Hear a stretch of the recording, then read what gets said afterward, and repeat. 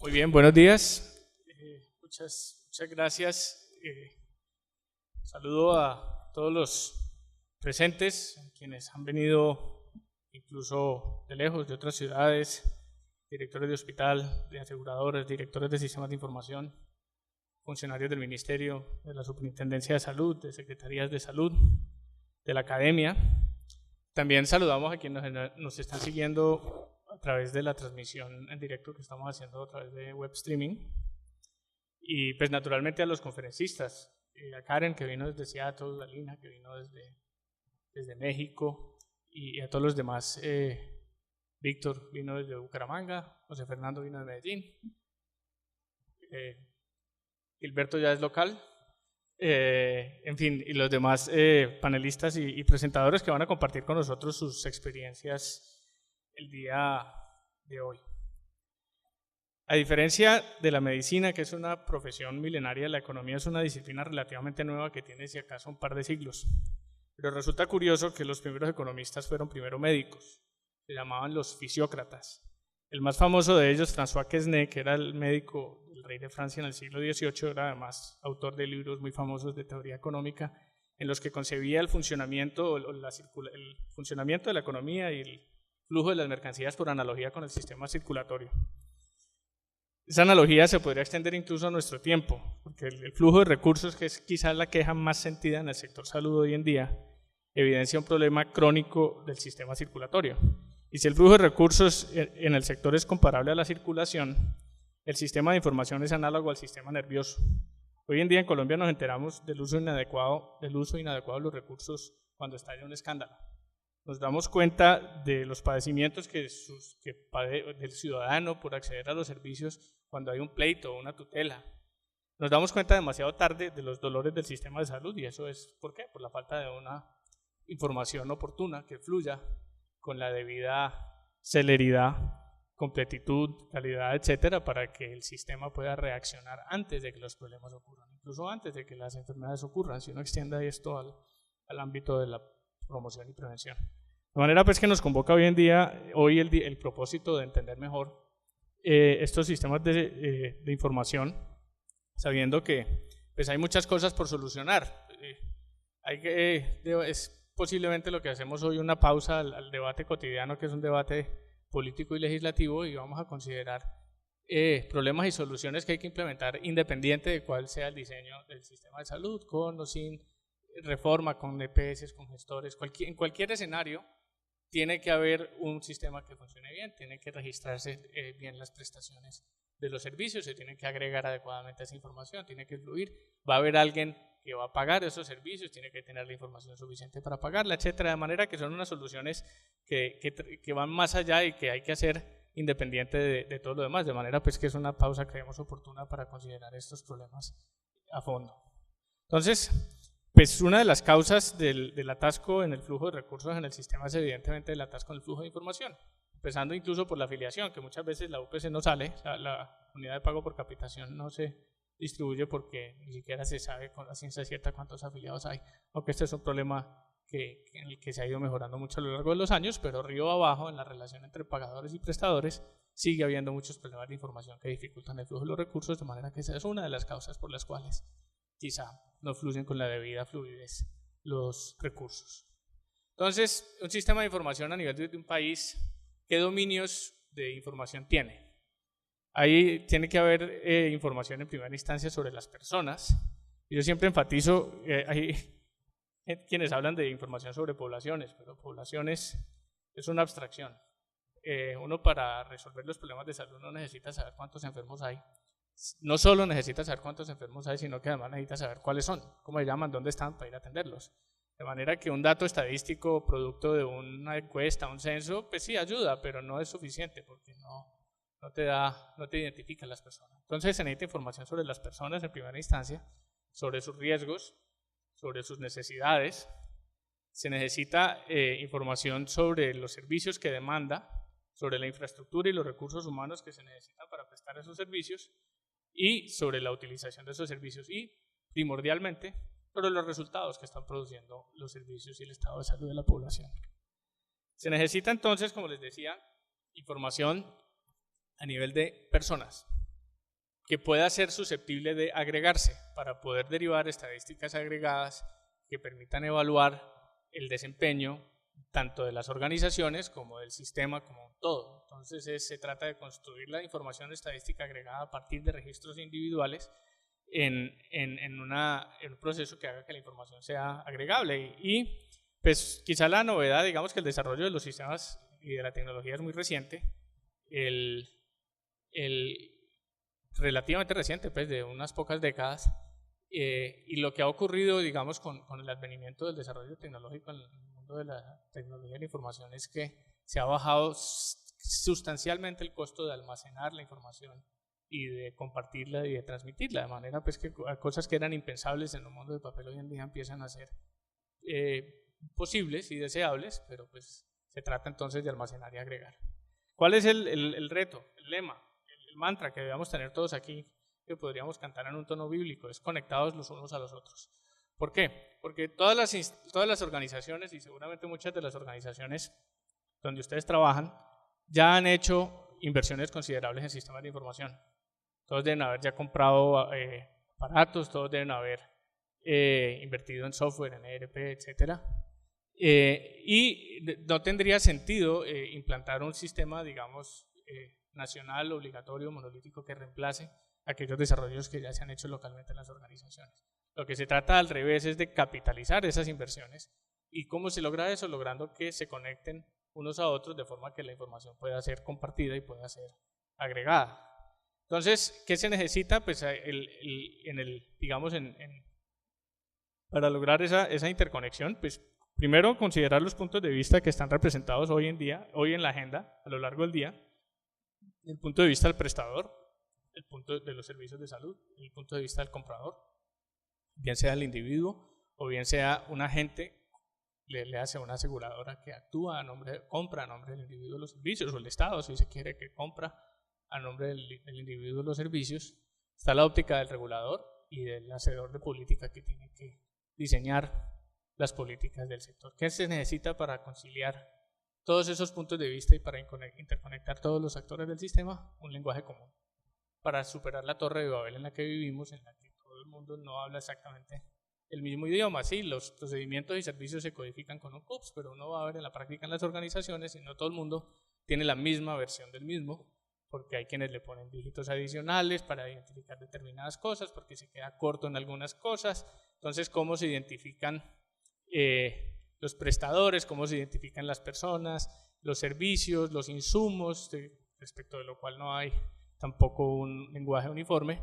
Pues eso hace que sea muy difícil que todo el mundo se conecte entre sí y que vivamos pues en una especie de torre de Babel, que aunque era quizá peor hace unos años, todavía sigue siendo una barrera. Y falta de, digamos, ese lenguaje común en lenguaje técnico se llamaría estándares para todo, empezando por la historia clínica, como veremos más adelante. Entonces, ¿cuál es la agenda hoy? Con este contexto. Tenemos en primera instancia, pues uno oye en los discursos muchas veces que en Colombia falta un sistema de información. Y es un poco desesperante ver que mucha gente se refiere al sistema de información como una cuestión binaria, como si existe o no existe, cuando en realidad es una cuestión de grado. Y resulta que en el mundo hay unas metodologías para medir qué tan desarrollado está el sistema de información de un país. Metodologías como la del HMN, del Health Metrics Network, o la de PRISM. Entonces vamos a ver eso en primera instancia y eso nos ubica un poco en contexto y nos matiza esa idea de que existe o no existe, y más bien nos da herramientas para saber en ese mapa dónde estamos parados y qué tan desarrollado está nuestro sistema, visto como país. Vamos a hablar mucho de esa presentación, pues estará a cargo de Lina. Después Karen nos va a contar de la estrategia de, entre comillas en inglés, e-health, o salud electrónica, podría uno quizá traducir. Karen hace parte de una iniciativa que se llama Joint Learning Network, iniciativa conjunta de aprendizaje, quizá podría llamarse, patrocinada por la Fundación Rockefeller, que es un club de países en desarrollo que tiene unos grupos de trabajo en torno a temas muy concretos para compartir su experiencia en asuntos técnicos como este que nos convoca hoy de los sistemas de información en salud. Y tienen una línea de trabajo muy interesante de que nos va a contar sobre estándares de interoperabilidad. Y pues aludiendo al mantra que ya dije al principio de conectados los unos a los otros, cómo ha sido esa experiencia y cómo qué han aprendido y qué, digamos, enseñanzas nos podría aportar en Colombia. Va a haber una presentación del plan estratégico sectorial del ministerio, que lo va a hacer José Ivo Montaño, pues el ministro canceló ayer su presencia producto del fallo de la ley estatutaria, pues que están en acuartelamiento, según entiendo, de primer grado. José Ivo nos va a contar pues de este plan estratégico sectorial del ministerio, él es el director del CISPRO. Después hay unas observaciones sobre afiliación, facturación y pago, que yo tengo preparadas. Víctor Castillo nos va a contar de la telemedicina, de las posibilidades y limitaciones de la telemedicina, con una experiencia muy valiosa que vale la pena conocer de la Fundación Cardiovascular de Bucaramanga. José Fernando nos va a educar sobre historia clínica electrónica, estándares. Entiendo que va a ser un pliego de peticiones, pero un pliego de peticiones muy distinto al que se ve en otros contextos, donde la gente hace pliegos de peticiones de subsidios y cosas de esas. José Fernando va a hacer un pliego de peticiones de regulación, de estándares. Muy importante porque eso es lo que nos permitirá avanzar como país. Angélica nos va a ilustrar sobre el estado del arte en logística hospitalaria, una presentación muy interesante, va a hablar algo sobre codificación de insumos y luego habrá una discusión con los panelistas que representan todos los puntos de vista, regulador, prestador, asegurador, que tienen que ver con los sistemas de información. Entonces yo, para no tener que bajarme y volver, como yo tengo preparada esta partecita de afiliación, facturación y pago, voy a hacer un pequeño cambio. Voy a abordar esto ahorita y después les cedo la palabra a los demás. Entonces, hasta aquí la introducción de la agenda. Los próximos 10 minutos les voy a compartir unas reflexiones ya contextualizadas al caso colombiano sobre lo que son los procesos de afiliación, facturación y pago hoy en día en el sistema en Colombia. Entonces, consideremos en primer término, ya situándonos, pues, repito, en nuestro contexto colombiano, cómo funciona la afiliación al sistema de salud. Pues existen, el afiliado tiene que comunicarse, por este lado de la lámina está el régimen contributivo, tiene que llevar un formulario de afiliación a cada EPS, si quiere cambiarse de una EPS a la otra, tiene que llevar el formulario a la otra. Los empleadores tienen que comunicarse con cualquier cantidad de EPS simultáneamente para informarle las novedades de afiliación que vienen por entre la planilla de liquidación y pago a las diferentes EPS. Por el lado del régimen subsidiado también es complejo porque al afiliado le toca ir al SISBEN, al municipio, afiliarse o registrarse en el SISBEN y nuevamente andar corriendo para arriba y para abajo con formularios. Entonces, ¿cuáles son las características de este esquema? En este esquema existen múltiples repositorios y los que son válidos para efectos legales son los múltiples repositorios. En el centro, todas las EPS toman una foto todos los meses y mandan una foto a este tanque central que se llama base de datos única de afiliados, pero eso es solo una foto que practica con unas funciones transaccionales mínimas, pero no es el válido para efectos legales. Digamos, si uno va a pedir servicios a un hospital, al hospital le toca comprobar derechos o verificar dónde está afiliado uno. En cada uno de estos repositorios y cada uno de estos funciona distinto. Cuando es evidente que por la movilidad que tiene la gente en el sistema, que pierde el empleo, que vuelve y gana el empleo, que se va de una EPS a otra, que se cambia de ciudad, etcétera, por ese dinamismo tendría más sentido que todos estuvieran permanentemente interconectados. La forma en que esto podría ocurrir es que hubiera un solo repositorio central que fuera el válido para efectos legales y cada una de las diferentes aseguradoras o EPS tuviera simplemente un acceso para introducir novedades y para consultar el estatus de afiliación. Le haría además la vida más fácil a los prestadores porque cada uno tendría que verificar derechos en un mismo lugar.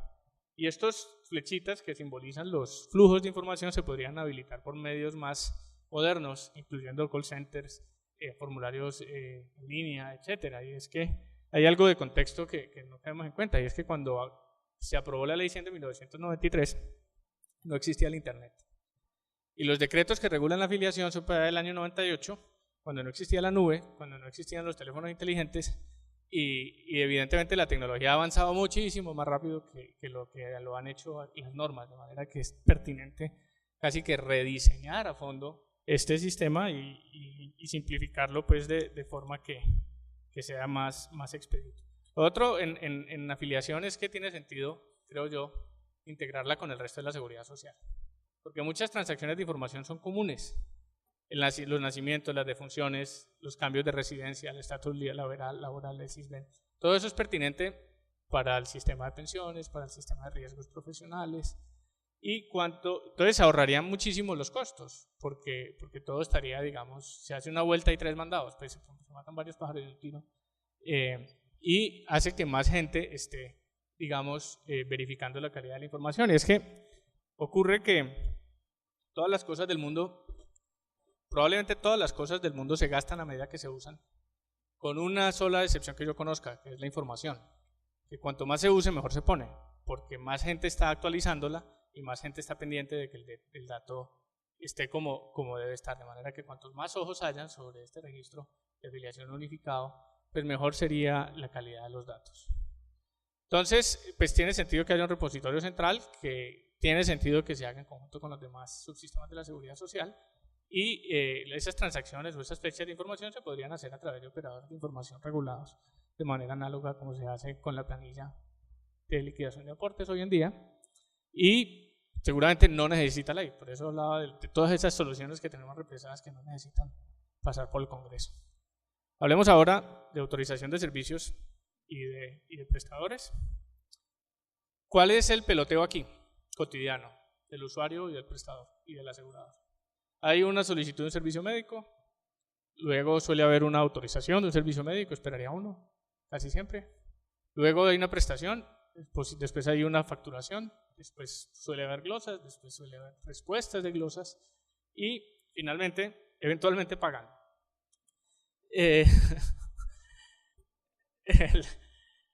Entonces, todo esto hoy en día es, primero, absolutamente manual, pero segundo, es un peloteo multilateral, como lo ilustra esta gráfica. Entonces, cada uno tiene que entenderse con cada uno y cada uno tiene que conversar con el sistema de cada cual por múltiples vías telefónicas, fax, email o canales más expeditos y modernos, digamos. Cuando uno podría concebir un esquema alternativo donde la información fluya a través de operadores de información que se especialicen en canalizar esos flujos de información, esos contenidos de esos archivos con las solicitudes de autorización, la factura, los soportes de factura. La factura electrónica funciona en muchos contextos, está inventada hace posiblemente ya décadas, pero siguen siendo muy manuales. Estos procesos, primero generándole unos costos muy altos a las empresas o a las aseguradoras y a los prestadores, pero además generando un peloteo innecesario para el usuario, que es posiblemente una de las cosas que contribuye al desprestigio del sistema. Entonces, ¿cómo podría ser un esquema? Uno podría pensar que digamos que el prestador, a través de un operador de información, se comunica con el pagador para la solicitud de autorización, para la factura, para sus soportes, y una vez la liquidación cumple todas las reglas de negocio que llaman los ingenieros, pues se ordena un débito a través del sistema financiero y se paga al prestador, y estos operadores de información podrían generar un archivo de control para la autoridad, posiblemente el ministerio o la superintendencia, donde se registren las solicitudes, el estatus, digamos, de las cuentas a medida que pasan por todo ese proceso, y los saldos a pagar y las fechas para, entre otras, monitorar cuánto se demoran en pagar. Esto no es ciencia ficción. Este gráfico, de hecho, es casi idéntico a uno que yo usé hace por ahí unos 8 años, cuando estábamos introduciendo la novedad de la planilla integrada de liquidación de aportes para el proceso de pago de aportes a la seguridad social por parte del empleador. Acá están los receptores de los recursos, que son las CPS y los fondos de pensiones. Estos señores hacen las liquidaciones, ordenan los débitos y créditos electrónicos al sistema financiero y generan unos archivos de control que le permiten al ministerio saber en línea quién está pagando, y digamos desde hace unos 8 años ya se capturaron electrónicamente todas las historias laborales del país, resolviendo además un problema que era crónico, muy difícil de resolver en pensiones. Entonces no es nada que no pueda hacerse y que no se haya hecho en otro contexto, naturalmente requiere unas adaptaciones, pero digamos que esta organización industrial o este esquema puede funcionar. Hoy en día, ¿cómo funcionan los operadores de recaudo? Cada EPS o cada administradora escoge al menos un operador. Cada aportante, cada empleador, también escoge un operador, al menos, de muchos. ¿Y qué ocurre si yo, como empresario, pago a través del operador A y la EPS tiene convenio para recibir la información y la plata con el operador B? Pues ellos se interconectan a través de una cámara de compensación de registros que maneja el Banco de la República, y eso es transparente para el usuario, uno ni siquiera lo ve, pero el esquema tiene unas propiedades muy interesantes, y es que permite la competencia entre operadores. El que escoge el servicio del operador paga, que eso es parte de... si alguien le impone en un sistema, se va a quejar, pero si alguien lo escogió y lo pagó, entonces ahí ya, primero le puede exigir, y segundo, pues no se va a quejar tanto, porque si no, uno le dice, bueno, vaya a ser del lado. Y cumple el propósito, pues, de informar a la autoridad en línea sobre todo lo que está pasando. Entonces, este es básicamente el fundamento de la propuesta del PIPS. PIPS es el nombre de la planilla integrada de prestación de servicios, que permitiría comunicar a los prestadores y a los aseguradores de manera análoga.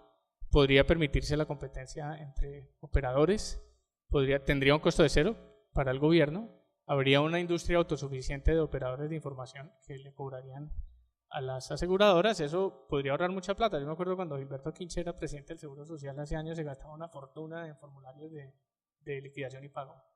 Cuando salieron estos operadores le cobraban la 10ª parte de lo que valía imprimir y escanear formularios. De manera que todo lo que se gastan hoy en día imprimiendo facturas, digitando, etcétera, podría ser una fracción de ese costo de lo que los operadores le podrían cobrar, y sería una industria abierta con competencias, sin monopolios, y el gobierno podría saber en tiempo real qué servicios se están utilizando, dónde, quién, a qué costo, cuándo, y podría vigilar de manera mucho mejor.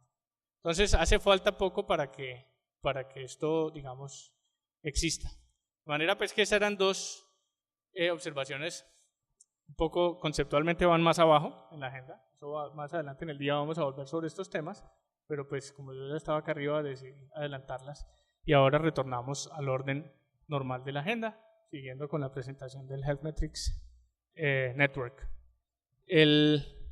Vamos a hablar en este orden, antes del break y al final de la presentación de Angélica de Logística Hospitalaria, va a haber unos monitores recogiendo las preguntas que ustedes puedan tener, las vamos a tener por escrito, y va a haber una sesión de preguntas después de Angélica para todos los que hayamos presentado previamente, antes de darle lugar al panel de discusión, y estamos programados para terminar a la 1 de la tarde. Va a haber una actividad extracurricular por parte del ministerio, que van a venir 5 personas a hacer una demostración del CISPRO, que es ese repositorio de datos que ellos han armado. Entonces, de manera extracurricular, digamos, ya habiendo terminado el simposio a la 1 de la tarde, aquellas personas que se quieran quedar pueden venir a este mismo auditorio a las 2 de la tarde para ver esa demostración, y a las 3 habrá incluso una segunda fase de esa demostración en salas de cómputo para el que quiera cacharrear. Eso se va a hacer, digamos, de manera extracurricular. Repito, el simposio se acaba a la 1 de la tarde. De manera, pues, que siendo la 1, las 9:10, estando perfectamente a tiempo de acuerdo al cronograma, le voy a ceder la palabra a Sergio, que va a servir de moderador, a Yuri, perdón. Yuri Takeuchi, nuestra decana, nos va a ayudar con la moderación de esta sección del panel. Adelante, Yuri. Muchas gracias.